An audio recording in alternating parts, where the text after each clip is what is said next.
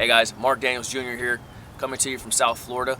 I just finished up FLW Rayovac, my first tournament of 2015. I finished in 4th place. I made a huge jump on day 2 from 64th all the way to 3rd, and I had a really great week. And so I wanted to bring you guys in on kind of what I did this week, give you some insights and a recap of what I used and kind of how the week went for me. First and foremost, my primary technique for this week was flipping. I was flipping mats and I was fishing north in the Harney Pond area, Monkey Box area, and I was getting some really good bites all throughout practice all week doing that, and that was my go-to. And my bait of choice all week has been a missiles bait, missile craw, in black and blue. They call it bruiser flash, but black and blue. And I was using that with a 2-ounce sinker, 4-aught Gamakatsu hook, and I'm fishing that on a 7'11" Kistler KLX flipping stick in heavy action. You want a little bit of tip when you're punching mats. You don't want an extremely stiff rod. Coupled that with 65-pound Seagar Smackdown braid, and last but not least, a very high speed ratio reel. This one happens to be 8.5 to 1. When those big ones hitting those mats, you want to make 2 or 3 cranks on that handle, and you want that fish coming to you. You don't want them to give them a chance to get their head back in that mat. You want to get them right in the boat as fast as you can. So this was my #1 technique. I caught a lot of big fish all week through practice and in the tournament on this bait right here, on this setup, and it was really helpful for me this week.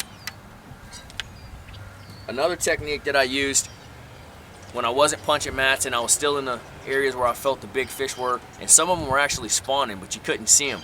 And so I would fan cast a Cinco style bait around, and I would catch some of those big females. I caught 2 really big ones on day 2 on this Cinco style bait. And this is, I'm throwing this on a 1/4 ounce sinker.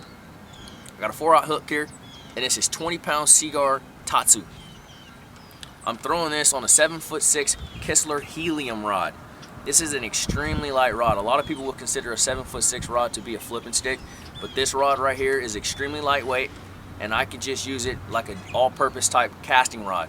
And that's exactly what I did this week, and I used it for my Cinco setup, and I caught a few big ones and brought them in the boat. Lastly, on day 3, you know, the wind picked up really bad. Blew like 30 mile an hour all day. Obviously I couldn't punch mats the way I wanted to on day 3, and so I had to kind of scramble around and do some other things to put some fish in the boat. And what I did was I ultimately resulted into fan casting a chatterbait in those areas.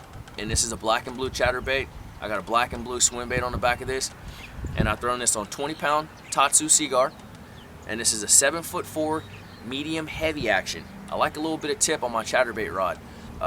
Medium heavy action Kistler Helium 3. Once again, extremely sensitive, super lightweight, and this rod loads up great when those fish smash that chatterbait and they come running at you. You don't overcompensate and set the hook too fast. You just kind of let that thing roll up, and you just lean right into them and you got them.